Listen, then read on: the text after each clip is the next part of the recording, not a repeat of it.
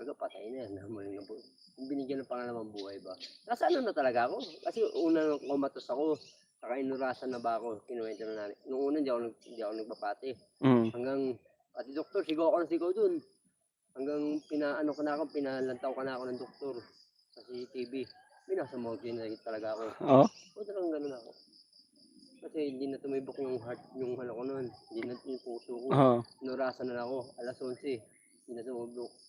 Sakto dadali na ako. Bali dinala na ako sa ano, sa mga hilyer na mga patay.